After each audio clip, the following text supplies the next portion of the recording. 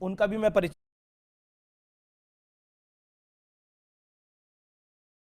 आपसे करा देता हूं। सैयद जवाद है, जाने माने स्कॉलर है मुस्लिम, उनका अभिनंदन है।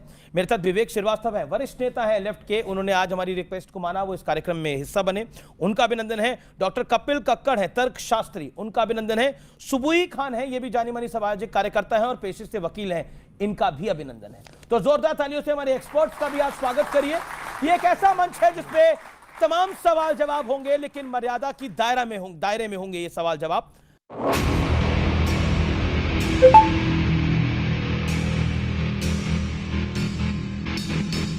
आचार्य जी, आपके बयान अक्सर विवाद का कारण बन जाते हैं। कई बार तो नौबत आ जाती है कि आपको माफी भी मांगनी पड़ती है। आप बाय चॉइस ऐसे हैं या बाय वॉइस ऐसे हैं? देखिए, गलतियां कौन करता है? गलतियां वही करता है जो कुछ करता है। जो कुछ करता ही नहीं वो गलती करेगा क्यों? तो हम काम करते हैं, धरा पे उतरकर समाज की सेवा जो बन पड़ती है, जो ईश्वर ने हमें जिम्मेदारी दी है जी। और दिन भर बोलने का कार्य है, 3 घंटे रोज कथा सुनानी है, तो कई बार शब्दों की त्रुटि तो हो ही जाती है। तो स्वाभाविक है, हम इंसान हैं, गलती के पुतले हैं, हजारों गलतियां होती हैं। हजारों गलतियां होती हैं। तो एक वीडियो में आपको दिखाता हूं, इसमें आप गाय को माता क्यों कहते हैं ये समझाने के लिए आप एक अजीबोगरीब तर्क दे रहे हैं। ये गलती से हुआ है या सही हुआ है? एक आदमी हमसे बोला कि महाराज जी, आप लोग गाय को माता कहते हो तो भैंस को बुआ कह सकते हो आप लोग? हमने बिठाया, हमने कहा ये बताओ तुम्हारी बहन है? बोला है। मैंने कहा तुमने अपनी माँ का दूध पिया है कि दूध पिया है? इस पर आप क्या कहेंगे? हाँ, ये देखिए, एक विधर्मी ने सवाल किया कि आप गाय को माता कहते हैं तो भैंस को क्या कहेंगे, बकरी को क्या कहेंगे, फला फला को क्या कहेंगे? तो मैंने उसको समझाया कि देखो, हमारे परिवार में सभी लोग अपने अपने बच्चों को दूध पिलाती हैं। हमारी चाची, मौसी, दादी, नानी सबने अपने अपने बच्चों को दूध पिलाया, पर माँ तो हम केवल अपनी माँ को ही कहते हैं ना।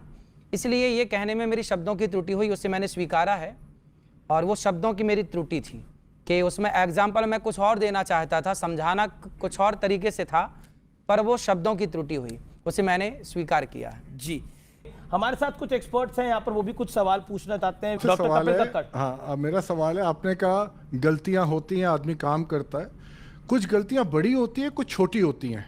अब आप हैं कथावाचक, आप जो एग्जाम्पल दीजिए, आप महाभारत से निकालिए, रामायण से निकालिए, ये जो आप अपने हिसाब से, जैसे अब आपने गाय और भैंस वाला दिया, तो आपको खुद क्यों इनको क्रिएट करने की ज़रूरत है? क्योंकि आप हैं तो कथावाचक, और दूसरी, आज आप इस पेडिस्टल पे है जहाँ पे करोड़ों लोग आपको सुनते हैं, तो आप देखिए उनको आप क्या डाउनलोड करके दे रहे हैं। तो इसलिए ये वाली जो गलतियाँ आप मान सकते हैं छोटी हैं, बट एक पब्लिक के लिए ये बहुत बड़ी गलतियाँ हो सकती हैं। जी कक्कड़, सही है, आप ठीक कह रहे हैं। और इन गलतियों, देखिए होता क्या है, जब बच्चा पहली बार बोलता है ना, तो डायरेक्ट रोटी नहीं कहता, तोती कहता है। तोती से वो रोटी पे आता है। तो ये मेरे जीवन की शुरुआती दौरों की गलतियां हैं, पर वायरल अब हो रही है। हाँ, वायरल अब हो रही हैं। ये उस टाइम की, ये बहुत पुरानी बातें हैं। एक वीडियो मेरे हाथ लगा है, इसमें आप कह रहे हैं आचार्य जी कि शिवलिंग पर दूध चढ़ाने को गलत बताकर सनातन संस्कृति को टारगेट किया जा रहा है। मैं वीडियो दिखा देता हूं आपको और फिर आप जवाब दीजिएगा। शिवलिंग में लोग दूध चढ़ाते हैं, बट वो बह के तो चला जाता है, तो ये चढ़ाना सही है या गलत? ये तो आपने सुना कि नाले में बह जाता, फिर अच्छा दूध ना चढ़ाएं शंकर जी को, फिर क्या करें ये बताओ? ये दान में दें, जो गरीब हो उनको दें दूध। हाँ, दान करें। लोग जाते हैं, पिक्चरों की टिकट लेते हैं, कितने की टिकट आती होगी? 100-150 तक होता। तो वो 100-150 की 3 घंटा पिक्चर देख के समय बर्बाद करने से अच्छा वो 150 गरीबों में क्यों नहीं बांट दिया था? जी, अब बताइए आचार्यवर। हाँ, तो ये सही तो है। शंकर जी को दूध चढ़ाना, देखिए व्यक्ति की अपनी श्रद्धा है। शंकर जी को दूध चढ़ाना, ये मेरी श्रद्धा है, ये आपकी श्रद्धा है, आप स्वतंत्र हैं, आप चढ़ाएं मत चढ़ाएं। अब इस पर पिक्चर बना दी कि आपने दूध क्यों चढ़ाया। अरे भाई, आपको गरीबों की इतनी चिंता है तो गौरी गोपाल आके देखिए, वहां अखंड रसोई चल रही है ना। हम केवल कह नहीं रहे, हम तो कर भी रहे हैं। 30,000 लोग पर डे भोजन कर रहे हैं ना वहां। और शंकर जी पर दूध चढ़ाने को ही टारगेट क्यों किया जा रहा है? हम आपको क्यों लगता है? भाई, अपनी अपनी आस्था, देखिए किसी की श्रद्धा, किसी की आस्था पर ना कोई क्वेश्चन क्यों करे। भाई मेरी आस्था है कि मैं दूध चढ़ाऊं, और कौन सा करोड़ों का दूध चढ़ाया जाता है, 5 रुपए का 10 रुपए का दूध शंकर जी पे चढ़ाया। ये तो वर्षों से, कोई आज की थोड़ी, भगवान राम ने भी तो शिव जी का अभिषेक किया था। ये परंपरा कोई आज की मैंने शुरू कर दी, ऐसा तो नहीं, प्राचीन काल से चली आ रही है और इसमें नुकसान कुछ नहीं है। शंकर जी को दूध चढ़ाने के लिए वो मना कर रहे हैं बॉलीवुड, वो कह रहे हैं गरीबों में बांटो। उनसे पूछो कि उन्होंने कितना गरीबों में बांटा, वो तो खुलेआम गलत चीज़ों का प्रचार कर रहे हैं। उन्होंने कितने गरीबों की सेवा कर दी। टिकट आपको मिलती है 300 रुपए की, क्या ज़रूरत है टिकट 300 रुपए की लेके, वो 300 रुपए गरीबों में बांट दिया जाए ना। जब शंकर जी का दूध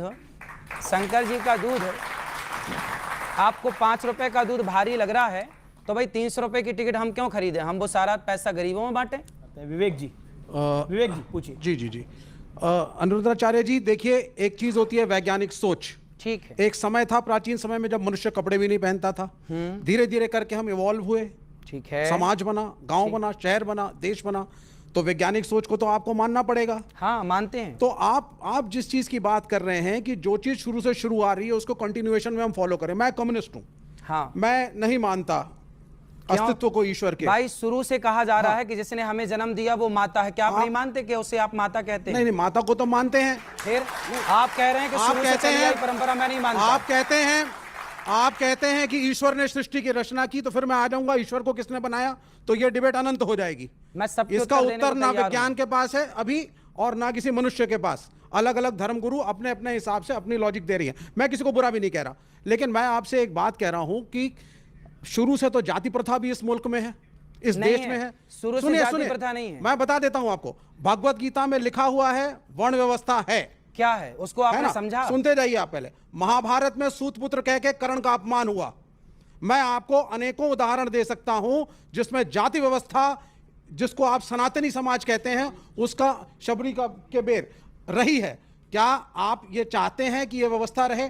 आपके सवाल के 2 हिस्से हैं। एक है कि हम पुरानी व्यवस्थाओं को क्यों माने, रूढ़िवादी व्यवस्था है, अब इनको ये कह रहे हैं पुरानी व्यवस्था क्यों माने। मैंने उदाहरण दिया कि जिस माँ ने जन्म दिया है, ये भी तो वर्षों से चली आ रही है माँ की परंपरा, ये मेरी माँ है, क्यों माने। हर पुरानी परंपरा को आप नकार देंगे तो राम सेतु भी पुराना, उसे भी नकार दीजिए। राम का अस्तित्व लोग नकारते हैं, तो हर चीज नकार देने से तो कुछ ना बचेगी ना। फिर हम क्यों, हमने तो महात्मा गांधी को देखा ही नहीं, फिर हम भी मानने लगे नहीं जी महात्मा गांधी नाम के कोई हुए ही नहीं। भाई वो तो इतिहास जो कहेगा मानना पड़ेगा ना। इतिहास कहता है कि महात्मा गांधी हुए हैं, इतिहास कहता है कि पृथ्वीराज, कि आप में से किसी ने पृथ्वीराज चौहान को देखा, शिवाजी को देखा, आपने किसी ने देखा, झांसी की रानी को देखा? पर नहीं देखा, इससे ये सिद्ध थोड़ी होता कि नहीं जी नहीं थे। भाई इतिहास पढ़ा है ना। जो इतिहास महात्मा गांधी के होने का प्रमाण देता है, वही इतिहास महाभारत का राम और कृष्ण के होने का भी प्रमाण दे रहा है। तो आप एक इतिहास मान रहे हैं, एक नहीं मान रहे हैं, ये गलत बात है।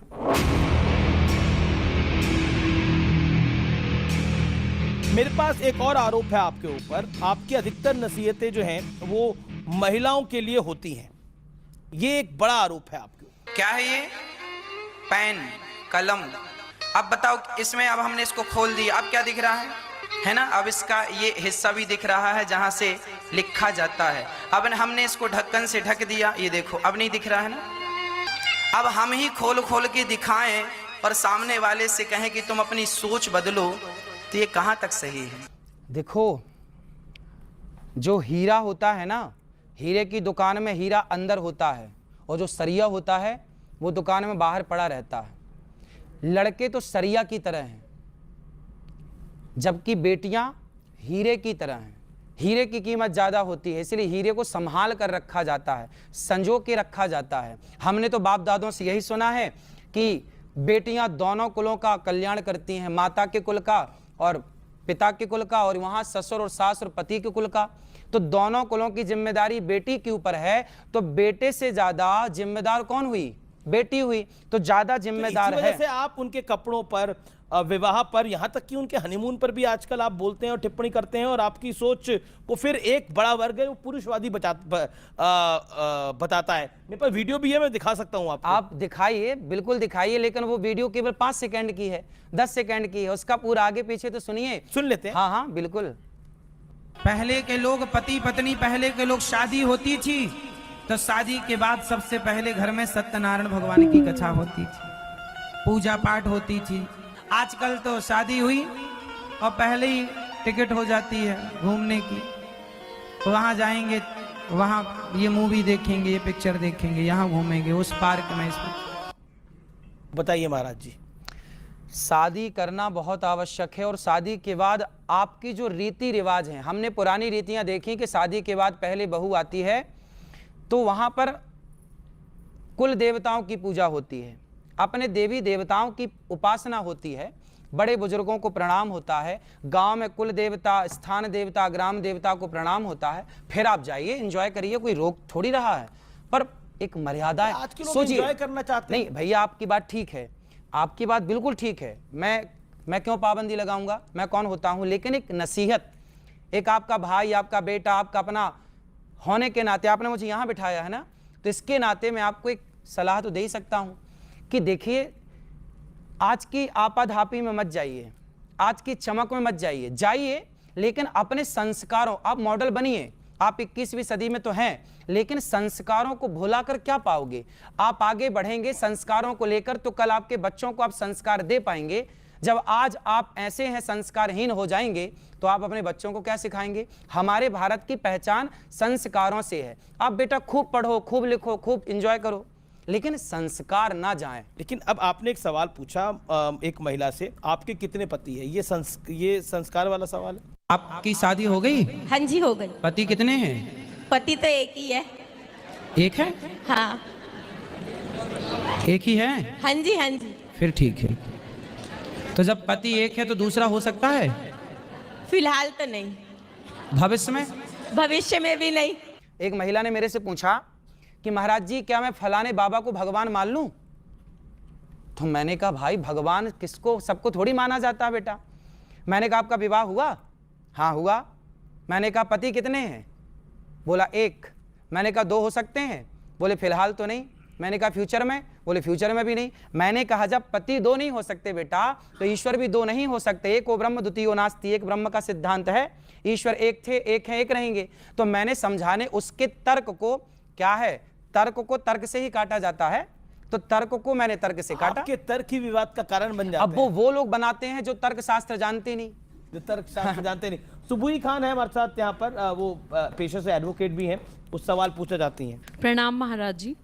मेरा नाम सुबुही खान है। मैं एक भारतीय सनातनी मुसलमान हूँ। सनातन धर्म के प्रति मेरे मन में बहुत सम्मान है, क्योंकि मुझे अपने जीवन के अधिकतर सवालों के जवाब वहाँ पर मिले हैं।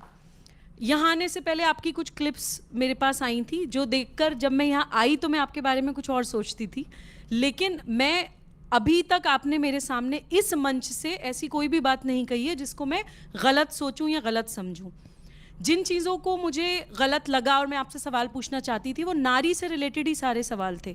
ये मुझे अच्छा लगा कि आपने अपनी गलती मानी कि हाँ मेरे मुंह से वो गलत निकल गया, लेकिन एक मन में एक छोटी सी कसक ये है कि आपके ऊपर जितने भी आरोप लग रहे हैं वो नारी से संबंधित ही विषयों पर आपकी ज़बान फिसली है।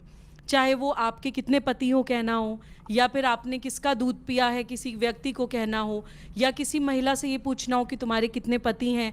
तो मुझे लगता है कि मैं चाहती हूँ कि आप इस मन से ये क्लियर करिए कि सनातन धर्म में या आपकी दृष्टि में नारी की क्या जगह है। मैं नारियों का कितना सम्मान करता हूँ इसके लिए आप कभी वृंदावन आइए। जो बेटे अपनी माँ को घर से निकाल देते हैं, ऐसी 280 वृद्ध माएँ वहाँ रहती हैं, और सभी माँओं के मैं खुद अपने हाथ से पाँव दबाता हूँ, चरण दबाता हूँ। इससे बड़ा नारी का सम्मान देखो, एक होता है व्यक्ति नारी का सम्मान करो करो करो करना चाहिए, एक तो केवल मुंह से बोलता है, लेकिन आपका जो भाई बैठा है आपके सामने ये केवल अपने मुंह से कहता नहीं है, ये केवल करके दिखाता है।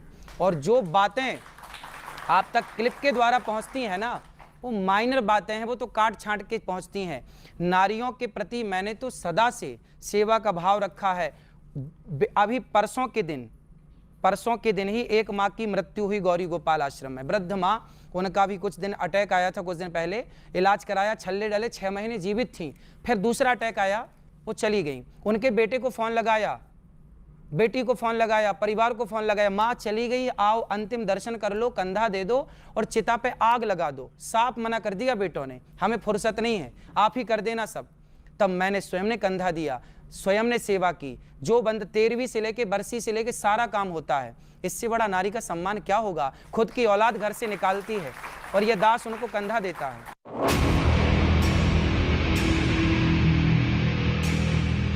लेकिन आपने द्रौपदी और सीता माता का जो के साथ जो इंसिडेंट्स हुए, उनकी जो परेशानियां हुई, उनकी वजह आपने उनकी सुंदरता को बताया। माता सीता का हरण क्यों हुआ? क्योंकि वह जरूरत से ज्यादा सुंदर थी। द्रौपदी की भरी सभा में साड़ी क्यों खींची गई?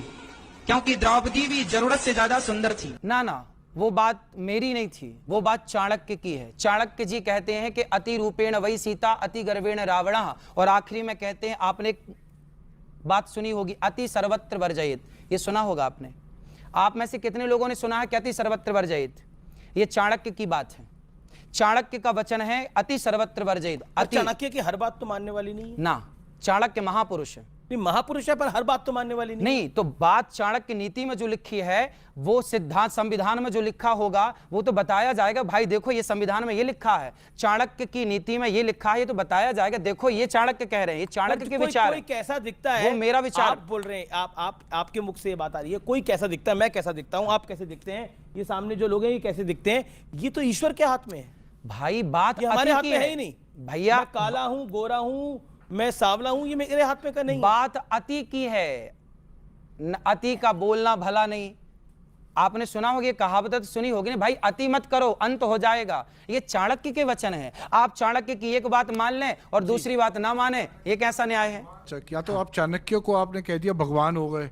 भगवान नहीं कहा। तो फिर चाणक्य क्या है फिर भाई? आप चाणक्य को किस उससे कोट कर रहे हैं? आप किस कैपेसिटी से चाणक्य को कोट कर रहे हैं? आप महाभारत को कोट करिए, रामायण को कोट करिए, भगवत क्या गीता को इतिहास कोट हमें करिए। बोलने का अधिकार नहीं? क्या इतिहास की बातें हम नहीं समाज को देखिए, बता सकते? आप लोगों पे अपना ओपिनियन थोपने की कोशिश कर रहे ये हैं। मेरा नहीं है, ये आपका वो चाणक्य के opinion वचन है। है। हाँ, तो चाणक्य जैसे उन्होंने ठीक कहा कि भाई चाणक्य कौन है, भाई चाणक्य का अपना ओपिनियन है वो। चाणक्य नीति आज राजनीति में पढ़ाई जा रही है, चाणक्य के शास्त्र पढ़ाए जा, और आप चाणक्य को मानने से इनकार कर रहे हैं। बताइए। मैं कह रहा हूं चाणक्य भगवान नहीं है। भगवान मैंने कब बोला? आप कथावाचक मैंने हैं। कब बोला? आप मुझे बताइए, आप साइकोलॉजिस्ट भी बन जाते हैं, अच्छा, ये आप बताइए। डायटीशियन भी बन जाते हैं, आप डॉक्टर भी, ठीक है, आप आप हर एक चीज जवाब बन ले रहे जी। हैं। तो वो वाली चीज को सब क्या कुछ जरूरत है? हमारे वेद पुराणों में है। आप जो कह रहे हैं उसको आजकल के नौजवानों की भाषा में और आजकल की भाषा में उसको बॉडी शेमिंग कहते हैं कि आप ये कर रहे हैं। और उसके बाद ये भी क्या चाणक्य ने कहा था कि महिलाओं के कपड़ों पर टिप्पणी करो, क्योंकि आज के युग में कहा जाता है माई बॉडी माई चॉइस, मेरे को कैसे भी कपड़े डालना है, मेरा अधिकार है।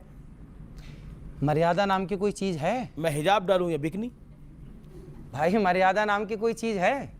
बिल्कुल है, मर्यादा है। फिर इसलिए देखिए, कपड़े कोई कैसे पहने, हमें क्या दिक्कत है? अभी पिछले मैं किसी ने कहा, किसी बहन ने, कि मैं कैसे भी कपड़े पहनूं, आपको क्या दिक्कत है? मैंने कहा बात ठीक कह रही हो आप, हमें क्या दिक्कत है? तुम कुछ भी मत पहनो, जरा से पहनो, हमें क्या दिक्कत है? भाई पहनना ना पहनना तो आपकी पसंद है, हमें क्या दिक्कत है? बात ठीक है। लेकिन हम एक पिता, एक माँ अपने बच्चों को तो यही सिखाएगी ना, बेटा थोड़ा मर्यादा में रहो। सीता माँ को लक्ष्मण रेखा खींची कि नहीं लक्ष्मण जी ने? वो क्या थी? वो मर्यादा थी। राम को क्या बोला जाता? मर्यादा पुरुषोत्तम। हम उस देश में रहते हैं जिस देश के भगवान को मर्यादा पुरुषोत्तम कहा जाता है, तो हम मर्यादा की बात क्यों ना करें? तो विवेक कुछ कहना चाहते हैं इस विषय पर, सुबह भी कुछ कहना चाहती है। पहले विवेक जी। देखिए, समय के साथ संस्कृति की परिभाषा बदलती है। खान पान, पहनावा, यहाँ आप देख रहे हैं अमीश जी ने जो वस्त्र पहने हैं, मैंने पहने, इन्होंने पहने, शर्ट पैंट पहने हैं, ये भारतीय संस्कृति में पहले नहीं थे।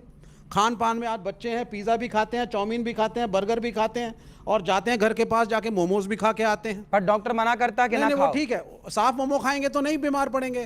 तो हमारी संस्कृति में खान पान, पहनावा, सोच, एजुकेशन सब बदलता है। आज लड़कियां भी पढ़ रही हैं, तो आज जो एक स्त्री है, एक लड़की है, वो एक लड़के के बराबर है, उनमें कोई भेदभाव नहीं है। एक लड़की का अधिकार है वो क्या पढ़े, क्या पहने और क्या खाए। इसका एक मॉरल कंट्रोलिंग धर्मगुरु और कथावाचक क्यों करना चाहते हैं? आप क्यों चाहते हैं कि आपके हिसाब से लोग पहने, आपके हिसाब से लोग खाएं, आपके हिसाब से लोग सोचें? ठीक है जी, ये सवाल है कि आप क्यों चाहते हैं कि आपके अनुसार हमारे हिसाब से? देखिए, अब बताइए, आप मोमोज खाइए, आप पिज्जा, बर्गर, चाउमीन इत्यादि खाइए, हमारे हिसाब क्या है? हम कहते हैं बेटा अंकुरित अनाज खाओ, अंकुरित करके खाओ, आप ज़्यादा से ज़्यादा फल खाओ, आप ज़्यादा से ज़्यादा हेल्दी चीज़ें खाओ, शुद्ध देसी गाय का मस्त दूध मिल जाए तो दूध पियो। हम तो आपके हित के लिए कह रहे हैं। अब बात करते हैं दूध की, दही की, पनीर की, तो आज की डेट में तो डॉक्टर्स और बहुत लोग तो ये सब भी खाना बंद कर रहे हैं। हाँ। कि दूध पनीर वगैरह अच्छा नहीं होता तो बॉडी के डॉक्टर तो लिए। कह रहे हैं, आपको सलाह देते हैं आप अंडा खाओ। डॉक्टर तो आपका धर्म भ्रष्ट करने के लिए बैठे हैं। एक मिनट, इसमें धर्म कहां से आ गया? वाह, अंडा खाओगे धर्म भ्रष्ट मैं नहीं सिर्फ होगा। एक प्रश्न आपसे पूछूंगा आचार्य जी, आप उसका मुझे बताइए। कामाख्या देवी को आप मानते हैं? हाँ, मानते हैं। बिल्कुल मानते हैं। कामाख्या देवी में बलि चढ़ती है, सही है गलत? सुनते जाइए। चंडी पूरा, माता में बढ़िया बलि सुनाइए, चढ़ती है, सही है गलत? मैं पूर्वी उत्तर प्रदेश से हूं, मैं पूर्वी उत्तर प्रदेश से आता हूं। वहां पे अब योगी आदित्यनाथ उसके उस मठ के महंत बने हैं। पहले वहां पे भी छोटे छोटे सुअर के बच्चों की बलि चढ़ती थी माता को। देवी पाटन सिद्ध बोलिए, बोलिए। देवी का स्थल है, और कायस्तों का एक गांव है वहां पे नवमी के दिन माता को बकरा जरूर चढ़ता है, ठीक। लेकिन हाँ, ये अलग बात है कि ईद में मुसलमानों पे उंगली उठाना बड़ा आसान काम हो गया है हिंदुस्तान में। क्या ये जो नॉनवेज खाने की प्रथा, और आप वैसे आप एथिस्ट हैं जी, यानी आप धर्म को नहीं मानते, जी। लेकिन आपको धर्म की जानकारी मुझे अच्छी है। पूरी मतलब इन ज्ञान है। मंदिरों में- नहीं, उनको पूछने दीजिए। नहीं, मेरा प्रश्न ये आपसे ये है, पूछिए। ये बड़ा आसान होता है इस मुल्क में, ये बड़ा आसान होता है मुसलमानों के ऊपर उंगली उठा देना ईद के दिन। ये बड़ा आसान होता है कथावाचकों के लिए सिर्फ इस्लाम और कुरान के ऊपर उंगली उठाना कि आप क्रूर हैं और आप जानवरों को खाते हैं। क्या आप कहेंगे कि ये सब कुछ जो चल रहा है माता कामाख्या के मंदिर में बलि का चढ़ना, ये सब गलत है? जवाब अब मैं इनका उत्तर दे दूं। अब मैं इनका उत्तर दे दूं। जी फिर सुबह खान। इन्होंने बोला कि कामाख्या देवी में बकरे की बलि चढ़ती है। हमारे यहाँ बंगाल की राजधानी कोलकाता, वहां भी माता जी का मंदिर है, जी वहां भी बलि चढ़ती है। आपने बताया, और भारत में बहुत सारे मंदिर हैं ऐसे पुराने जहां बकरे की बलि चढ़ने की परंपरा है। आपने ठीक कहा। अब मैं ये बताऊं कि क्यों। हमारे वेदों में लिखा है स्पष्ट, अहिंसा ही परमो धर्मः। हमारे शास्त्र कहते हैं किसी की हत्या ना करो। हमारा हिंदू सनातन धर्म कहता है किसी की हत्या मत करो। फिर आपने सवाल किया कि कामाख्या में क्यों हत्या हो रही है। अब देखो हो क्या रहा है, हमारे मंदिरों में, हमारे वेदों में कहीं बकरे की बलि चढ़ाने की कोई परंपरा नहीं थी। लेकिन क्या हुआ कि एक मास्टर जी ने एक विद्यार्थी को देखा सिगरेट पीते हुए। तो गुरुजी ने बोला, क्यों तुम सिगरेट पीते हो? गुरुजी वो क्या है, आदत हो गई है। कितनी पी जाते हो? बोले 10 पीता हूं मैं रोज, दिन भर में। गुरुजी बोले, सुन 10 मत पीना, छोड़ दे पूरी। गुरुजी छूटे, अच्छा छूटेगी नहीं तो एक पी लेना, एक पी लेना। वो एक सिगरेट पीने की इजाजत गुरुजी ने क्यों दी? ताकि धीरे धीरे जब 9 छूटेगी तो एक भी छूट जाएगी। तो क्या हुआ कि हमारे यहां अहिंसा की बात तो थी, पर कुछ लोगों ने मांसाहार करना स्टार्ट कर दिया, मांसाहार का प्रचलन बढ़ गया। तो हमारे ऋषि मुनियों ने कहा कि भाई तुम मांसाहार क्यों करते हो जब वेद में लिखा है हत्या नहीं करनी चाहिए। तो बोले गुरुजी क्या करें, ये आदत हो गई है। तो गुरुजी बोले, सुनो तुम फिर रोज ना खा के कभी कभी खाने की मजबूरन इजाजत दी, वो भी निवृत्ति परक थी कि आप छोड़ दें, इजाजत नहीं दी कि खाओ। आप 10 सिगरेट रोज पीते हैं तो मैं आपने आपको कहा कोई एक तो पिया गुरुजी करो। होंगे जिन्होंने इसकी इजाजत दी होगी, उनका कोई फिर नाम होगा। सब बता रहा हूं, सब बता रहा हूं। अभी मैं आपके पास आऊंगा। फिर क्या हुआ, ऐसे से ये मंदिरों में मनमाने ढंग से, कोई मंदिर में कोई देवी देवता नहीं चाहती, देवी नहीं चाहती कि मुझे बलि दो, ये मनमाना आचरण है। ये जो बकरे की बलि चढ़ा रहे हैं ना लोग, हिंदू लोग, सनातनी, ये सब मनमाना है। इनको मैं कथाओं से परंपरा रोकता हूं। काफी वर्षों से चल रही है, काफी वर्षों से चल रहा। अब जो परंपराएं चली आ रही हैं, अब वो तो चली आ रही है ना। अब हम लोग कह रहे हैं कि मत आप करो। ही कहते हैं कि परंपराओं को मानना चाहिए। गलत परंपराओं को नहीं, गलत परंपराओं को नहीं, सही परंपरा को मानिए, गलत को नहीं। काफी देर से वेट कर रहे हैं। आचार्य जी, मैं 2012 से शाकाहारी हूँ और वेजिटेरियनिज्म को प्रमोट करती हूँ। मुझे लगता है कि हमें बिना किसी लाग लपेट के ये कहना चाहिए कि चाहे बकरीद पे बकरे की कुर्बानी हो, चाहे किसी भी मंदिर में बलि प्रथा हो, वो गलत है, बिल्कुल गलत। किसी निरीह, किसी बेजुबान जानवर का खून बहा के अगर हम सोचें कि हम अपने परमात्मा को खुश कर देंगे तो वो गलत है। ये हमें बिल्कुल without any if and but कहना चाहिए। ये मैं यहाँ पे पॉइंट रखना चाहती थी।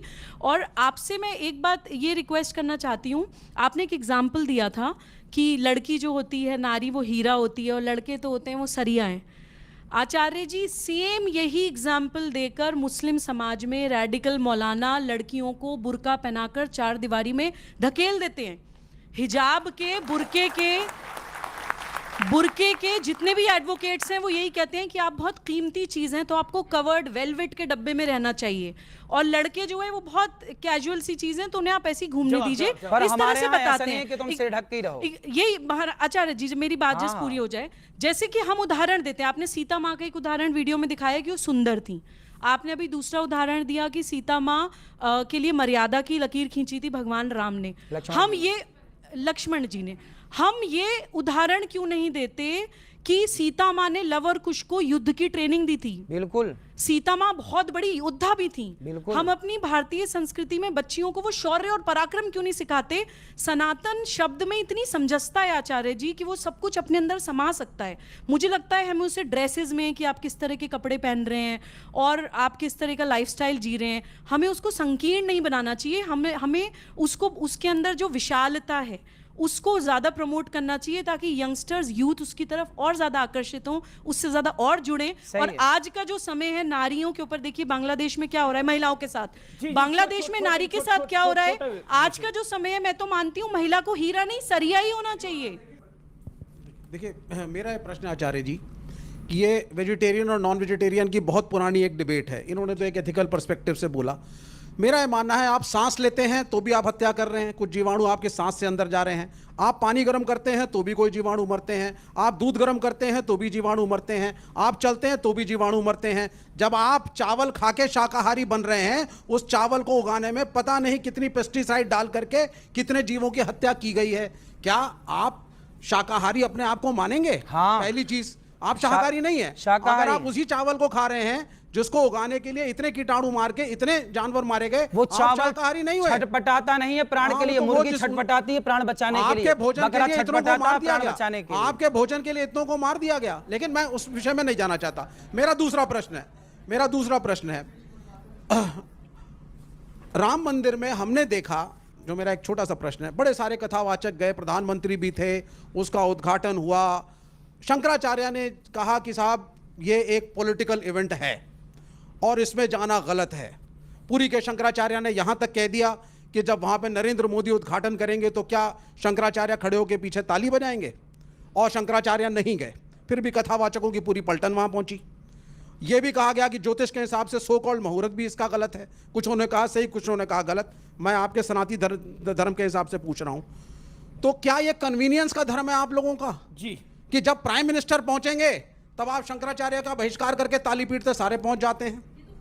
एक मिनट, बिल्कुल पूछना चाहिए ना पॉलिटिक्स भाई, ये गए थे सब लोग तो इसलिए पूछ रहा हूं। तो क्या वहां जाना सही था या गलत? जवाब और दूसरा सवाल एक प्रेम पूर्वक है, क्या राहुल गांधी की मोहब्बत की दुकान से जुड़ेंगे?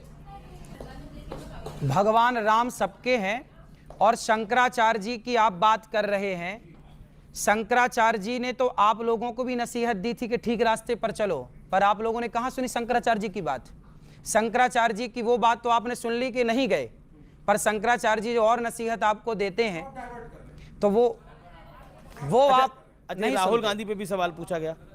देखिए राहुल गांधी जी ने तो अभी हिंदुओं को क्या बोला उन्होंने, एक बयान दिया कि हिंदू क्या होते हैं, आतंकवादी, हिंसा की उन्होंने पार्लियामेंट में बोला, हिंदू हिंसा फैलाते हैं। अब जो हिंदुओं को हिंसा फैलाने वाला कहें, देखिए कभी गाय का दोस्त कसाई नहीं हो सकता। गाय का दोस्त कभी कसाई नहीं हो सकता। गाय का दोस्त तो चरवाहा ही होगा। ऐसे ही राहुल गांधी एक तरफ तो कहें कि हिंदू हिंसा फैलाते हैं और दूसरी तरफ हिंदुओं से अपेक्षा करें कि वो हमें समर्थन दें। कैसे समर्थन दे दें अपना? पर उनकी मोहब्बत की दुकान का सवाल पूछा, उन्होंने बोला उनकी मोहब्बत की दुकान भाई में तो आप वो तो जाएंगे? हिंसक कहते हैं कि आप सब हिंसक हैं, कि आप सब ये बहन बेटियां हिंसा फैला रही हैं, ये हिंदू हिंसा फैला रहे हैं। जी जी, चलिए और भी कई सारे सवाल हैं, लेकिन आप कुछ सवाल पूछना चाहते हैं जब्बार साहब? क्या सवाल है आपका? पहले तो आचार्य नहीं, मैं पहले तो आचार्य जी को मुबारकबाद देता हूं कि वो बहुत अच्छे काम करते हैं। जो सेवा आप करते हैं मैं उसका बड़े दिल से जो है आपको उसके लिए धन्यवाद करता हूं। दूसरा सवाल ये है जो आपने अभी लेकर कहा वेज और नॉन वेज को, भारत के अंदर हम लोग बीफ एक्सपोर्ट में नंबर 1 हो गए। बड़ी इकनॉमी जो है वो घूमती है इर्द गिर्द, चाहे आप लेदर इंडस्ट्री को उठा करके ले लीजिए, चाहे आप बीफ को लेकर के ले लीजिए। क्या हमारे देश के अंदर इस बिहाफ पर धर्म के आधार पर, चाहे दोनों तरफ हो, चाहे इधर हो चाहे उधर हो, क्या देश के अंदर कट्टरता का माहौल नहीं भरना है, धार्मिक कट्टरता का माहौल? ये ये बड़ा एक समस्या है सर देश के लिए। धार्मिक और दोनों